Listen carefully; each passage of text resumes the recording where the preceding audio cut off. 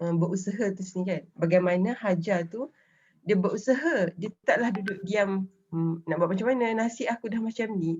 Taklah macam tu, tapi bagaimana walaupun dengan keadaan dia tahu tempat tu tak ada apa-apa, tapi dia melakukan apa yang sepatutnya seorang hamba buat, iaitu berusaha.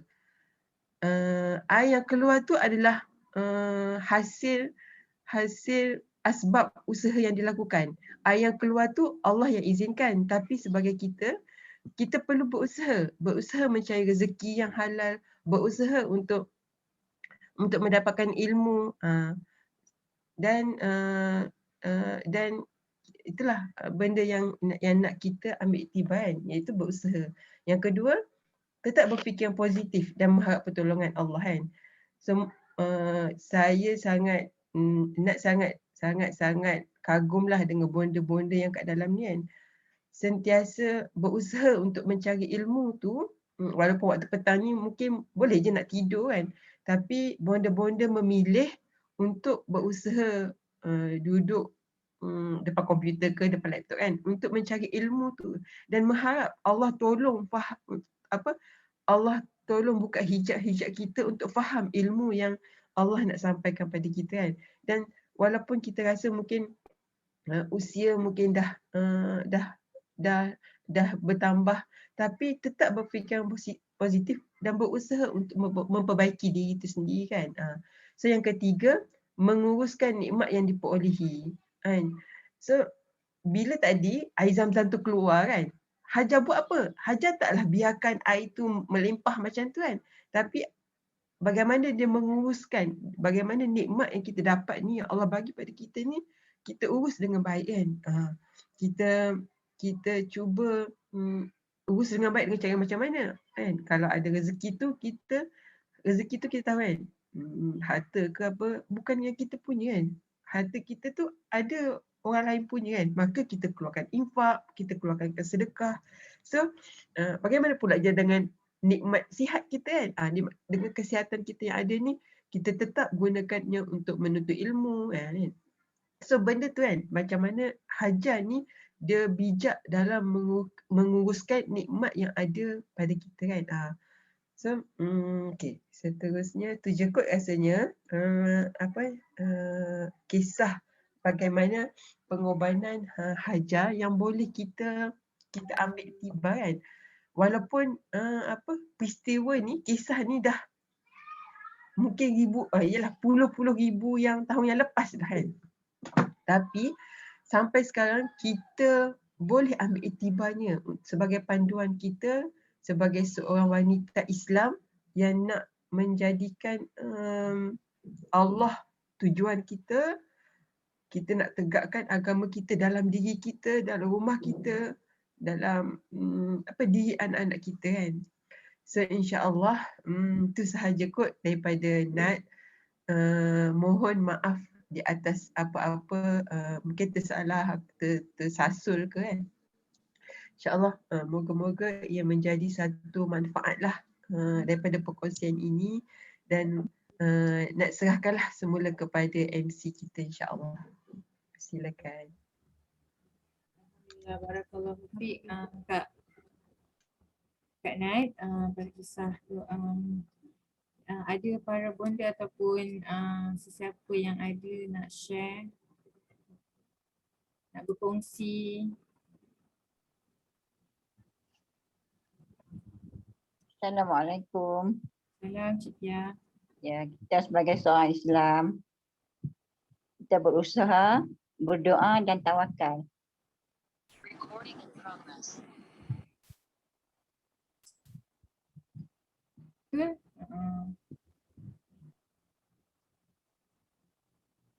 Betul Cik Tia cakap kan, kita memang kalau kita tengok macam mana Siti Hajar tu tawakal dia sungguh-sungguh kepada Allah kan. Dan kalau kita tengok manusia kalau kita lah kan ditinggalkan suami sekejap pun kat dalam rumah kan, dengan anak pun kita rasa susah hati kan, risau kan atau macam mana. Tapi ini bayangkan sangat lama lah bukan sekejap kan. Pengorbanan yang sangat hebat lah. Dan pengorbanan yang besar tu menyebabkan Islam, Rasulullah SAW dilahirkan di bumi barakah tu, dan Islam tu tersebar sehingga hari ini. Okay, ada lagi siapa yang nak berkongsi berdasarkan apa yang kita dapat hari ini, ataupun berkongsi cerita?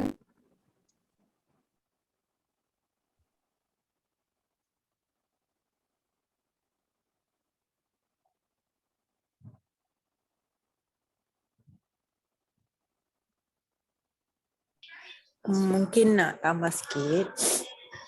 Ialah dari kisah Hajar dan juga anak ni kan. Kata pentingnya seorang ibu lah. Kalau Hajar tu tak kuat ke kan, so macam mana dengan anak je lah. So, kalau ikutkan daripada, maknanya dalam situasi sekarang pun peranan seorang ibu tu sangat penting lah. Maknanya nak melahirkan pemimpin yang hebat, mula daripada ibu tu lah. So, ibu tu sendiri kena kuat lah. Barakallahu fiik, Puan Siti Zubaidah. Betul, sebab ibu ni peranan dia sangat besar kan.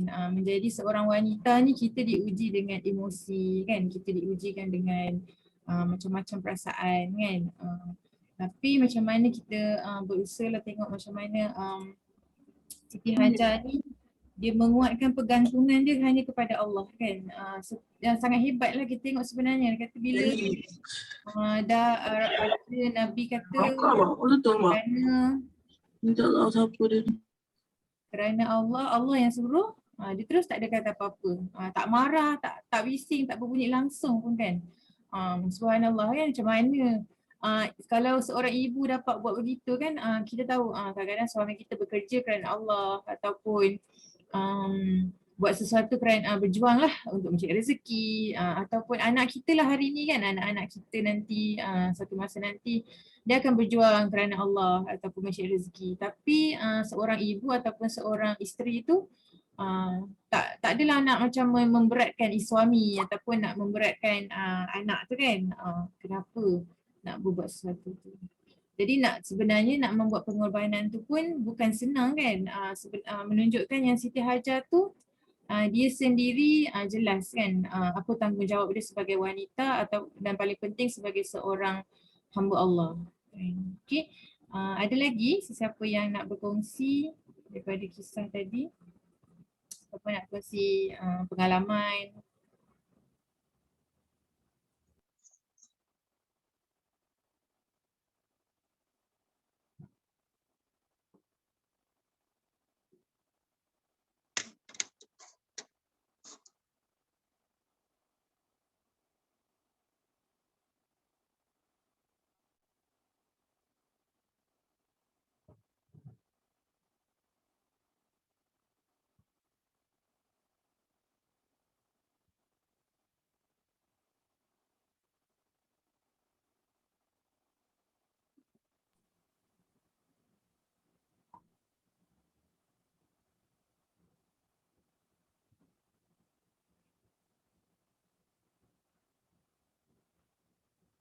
Tak ada kan? Okay, Alhamdulillah. So kalau tak ada, tak apa. Kita tengok tadi lah, insyaAllah kita boleh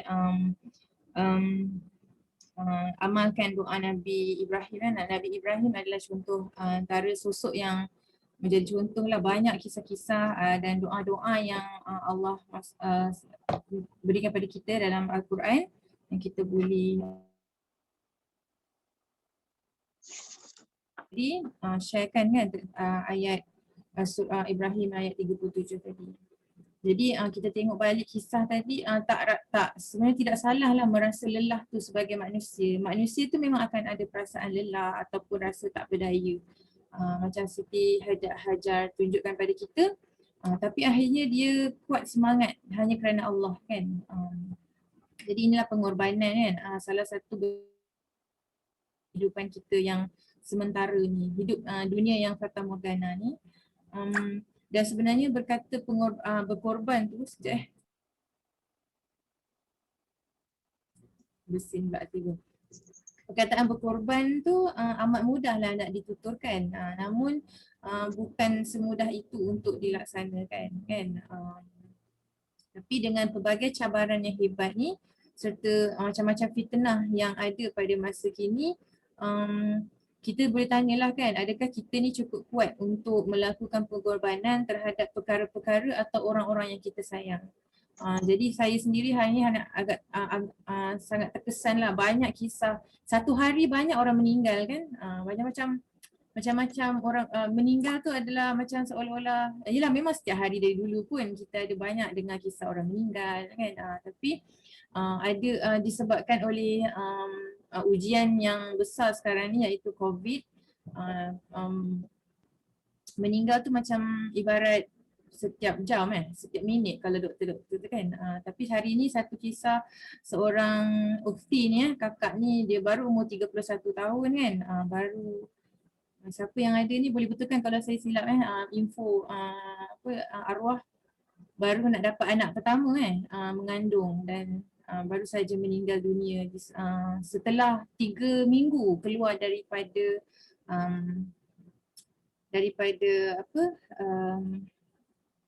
hospital lah, setelah dapat positif COVID kan. Nak menunjukkan perjuangan kita ni banyak kan, dan salah satunya ialah nak mengandung pun susah akhwat ni, ukhti ni dia nak mengandung setelah 3 tahun baru nak mengandung, tapi dalam anak 6 minggu tak silap, kandungan 6 minggu gugur kan dan COVID dan akhirnya dia sendiri pun meninggal. Dia sangat besar lah. Dan ujian kita kalau kita nak bandingkan banyak kan. Tapi kita insyaAllah kita ingatlah pengorbanan dan ujian orang lain lebih besar dan kita tengok ibu kita lah iaitu Siti Hajar ni kan. Dan kalau tengok poster yang kita kongsikan yang akhwat kita buat ni, idza la yadhi'na, kalau begitu sudah pasti dia tidak akan mensia-siakan kami kan.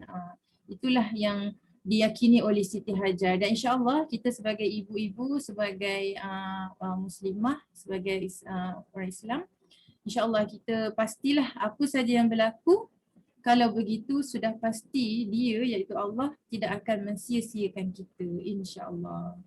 Okay, ada lagi yang nak share? Kalau tak ada, hari ni kita sekejap sajalah sampai kita boleh berhenti awal lah. Ada lagi ke siapa yang nak share terakhir sebelum kita tamatkan? Mungkin saya nak tambah sikit berkaitan dengan pengorbanan lah. Kalau kita bercakap pasal pengorbanan, sebenarnya kita sebagai manusia, saya tak tahulah, sebagai manusia kita akan mengharapkan apa yang kita korban tu kita akan dapat sesuatu dengan apa yang kita buat. Maknanya kita mengharapkan balasan. Kalau dikait dengan kisah Hajar ni, dia tak mempersoalkan pun apa yang suami dia buat dan dia pun tak mengharap, nampak soalah dia punya perlakuan, dia tak mengharap pun apa-apalah daripada situ kan. Jadi dalam konteks yang sekarang ni, kita ni sebagai manusia kadang buat sesuatu, nak berkorban sesuatu tu ada maksud tertentu yang kita dapat in return, instead of kita serah dekat Allah lah. Macam tu.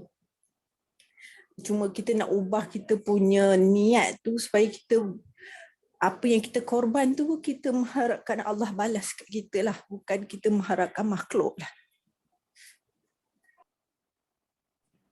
Masya Allah, betul kan Puan Siti Zubaidah, terima kasih lagi sekali lagi ingatkan kita kan. Memang betul lah kan, sebagai seorang manusia, saya sendiri pun kita kan, kadang-kadang saya cikgu kan mengajar, kadang-kadang ada sedikit sebanyak kita rasa banyak dah cikgu berkorban, mana anak murid, ataupun banyaklah saya sebagai isteri kan, macam mana ni suami tak buat apa yang kita minta, macam kita rasa terbebannya dengan perasaan, kenapalah suami macam tak nampak pengorbanan seorang isteri ni kan. Tapi itulah banyak sebenarnya kita sendiri boleh ambil kan daripada kisah Hajar ni. Ya betul, ikhlas kan, tentang ikhlas ni dan antara kita, sebelum kita berakhir, ada lagi ke siapa yang nak share? Khadijah ke, Fina, Alak ataupun Liana? Okay. Kalau tak ada, beberapa perkara lah yang kita boleh ambil. Pertama sekali, kita pengajaran lah daripada kisah yang agak ringkas tapi sangat besar untuk kita semua. Pertama sekali, ketaatan kepada ketaatan seorang isteri terhadap suami kan. Dan Siti Hajar dia sangat percaya pada suami dia. Dan kedua, ketaatan seorang hamba Allah iaitu Nabi Ibrahim sendiri dan juga Siti Hajar.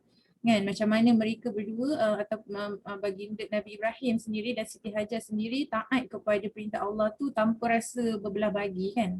Dan yang ketiga, pengajaran kita ambil daripada kisah ni, kasih sayang seorang ibu terhadap anaknya. Yang mana kita tengok Siti Hajar berlari-lari kan, anak masih kecil kan, untuk mendapatkan minuman anak dia. Macam kalau kita sendiri tengok anak menangis kelaparan dan tak ada sebarang makanan atau tak ada minuman langsung di rumah kan, sanggup tak kita berkorban dengan penuh kesukaran macam tu kan. Dan yang keempat, pengajaran yang kita boleh ambil ialah ketakwaan kepada Allah, insya-Allah akan dikurniakan kebaikan kan. Ketakwaan Siti Hajar tu dia meyakini kan dan membuatkan air zam-zam secara tidak disangka-sangka kan. Itu rezeki yang Allah bagi. Perencanaan itu memanglah perencanaan Allah, tapi kalau dia tidak yakin dan tak ada takwa kepada Allah tu mungkin tak berlaku kan. Jadi jika kita yakin dan bertakwa kepada Allah, nescaya Allah akan kurniakan anugerah yang tidak disangka-sangka kepada kita. Jadi kita kena yakin kan dan beriman. Dan yang kelima, pengorbanan yang ikhlas akhirnya membawa kebaikan kan. So Nabi Ibrahim tu meninggalkan anak dan isterinya dalam tempoh yang sangat lama, sampai berubah kota yang kering dan tandus tu kan. Jadi kalau kita melakukan pengorbanan dengan penuh keikhlasan dan ketakwaan kepada Allah, insya-Allah nescaya Allah pasti menyediakan hikmah yang terindah buat kita kan, yang terutamanya yang tidak disangka-sangka insya-Allah. Jadi kalau tak ada siapa lagi yang nak share, kita dah selesai hari raya Korban dan juga kita dah selesailah untuk sesi usrah pada hari ini. Alhamdulillah.